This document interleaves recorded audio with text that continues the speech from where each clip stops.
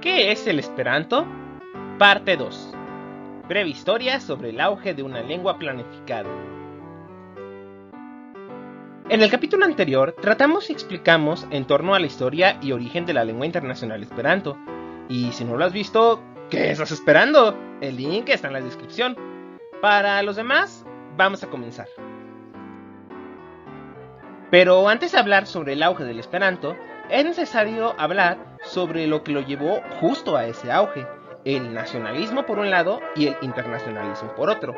El primero lo explicamos a detalle en nuestro video ¿Por qué existen los países?, mismo al cual podrán acceder a través de las tarjetas al final del video como mediante un link en la descripción. Pero para los que no tengan tiempo o ganas de verlo, aquí les va un pequeño resumen.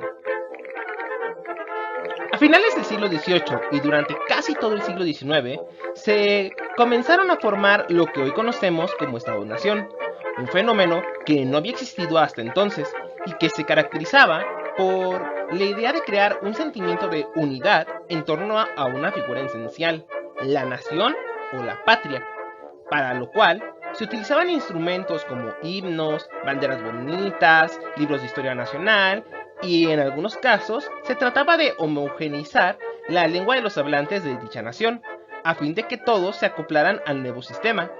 Así fue durante los primeros años del auge del nacionalismo. Por otro lado, había una corriente opuesta, pero que llegaría más avanzado el siglo XIX, el internacionalismo.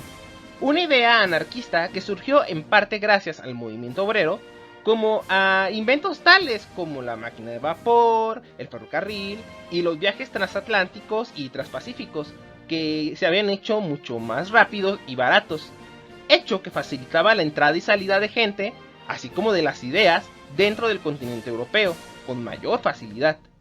Más tomando en cuenta que el concepto de pasaporte aún no estaba muy bien definido, así como las fronteras, las cuales en teoría cualquiera podía cruzar sin mayor problema.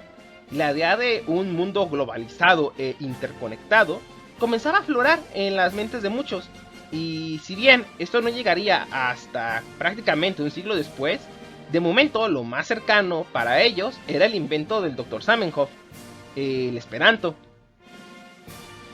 En relativamente poco tiempo, en diferentes partes de Europa comenzaron a circular textos tanto de Zamenhof como de diferentes autores que querían crear una literatura en dicha lengua, por lo que se dieron a la tarea de traducir obras de su lengua nativa al Esperanto, así como traducir o escribir obras completamente originales en el idioma Esperanto.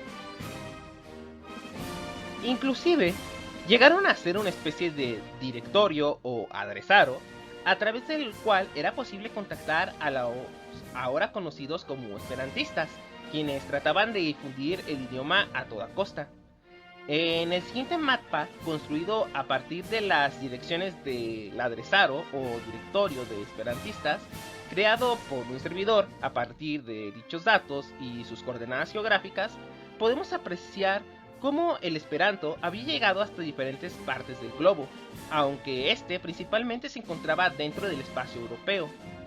Los puntos pequeños verdes representan los lugares donde había entre 1 a 50 esperantistas, mientras que los puntos verdes más grandes representan aquellos donde el número de esperantistas llegaba incluso hasta las 600 personas. Durante este auge del Esperanto, no solo surgieron libros, sino también reuniones o convenciones al puro estilo de las ya conocidas ferias mundiales, pero en este caso se trataba de congresos de Esperanto, mismos en los cuales cientos de personas participaban de todo el mundo, se reunían para comunicarse en dicha lengua, compartir ideas, libros y hasta música en ese peculiar y bello lenguaje. Los congresos se seguirían realizando en diferentes partes del mundo hasta la actualidad, con algunas pequeñas excepciones, mismas que veremos a detalle en la siguiente parte de este video, cuando hablemos de la crisis del Esperanto. En todo el mundo era popular la noticia de este fenómeno lingüístico, que estaba ocurriendo principalmente en Europa.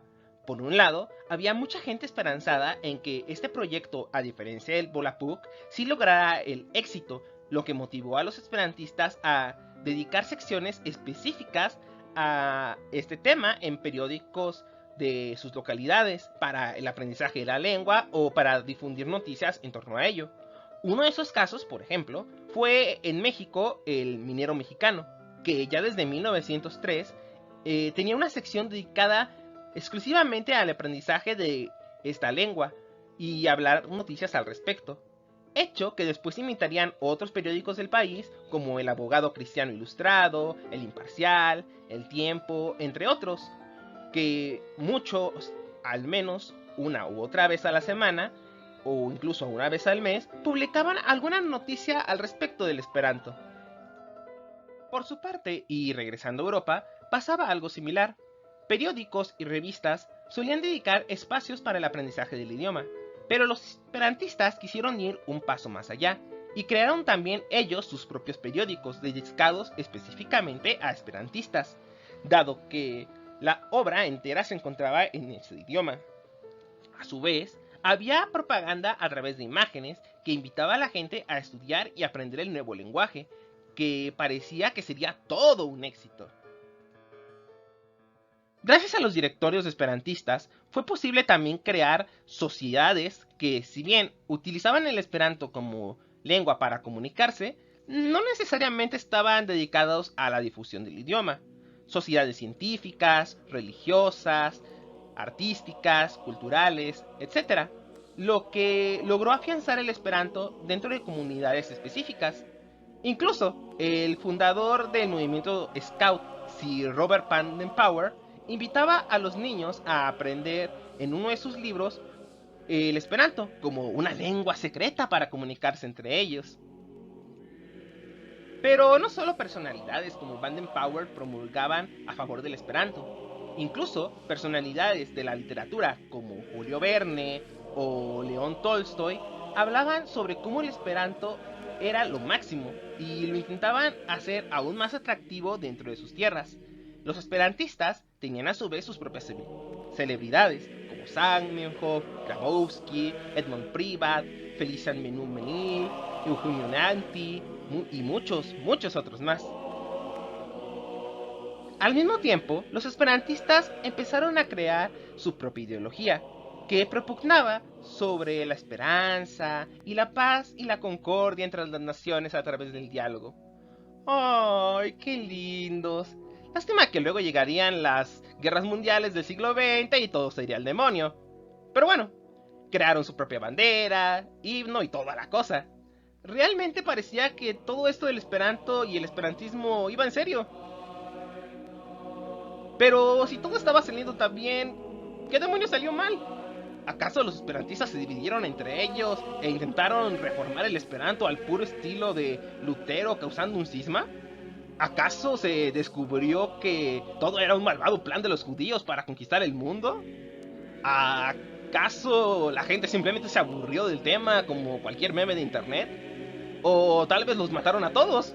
Bueno, si quieren saber lo que en realidad pasó, suscríbanse, ya que en el siguiente video hablaremos sobre los momentos más oscuros en la historia del Esperanto, sus grandes crisis y tragedias.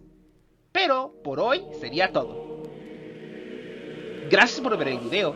Si te gustó, por favor dale un like y compártelo. No olvides suscribirte. Publicamos videos sobre historia, arte y cultura siempre que nos es posible. Si quieres apoyarnos, suscríbete y no olvides activar la campanilla para recibir notificaciones cada que subamos un nuevo video. ¡Hasta pronto!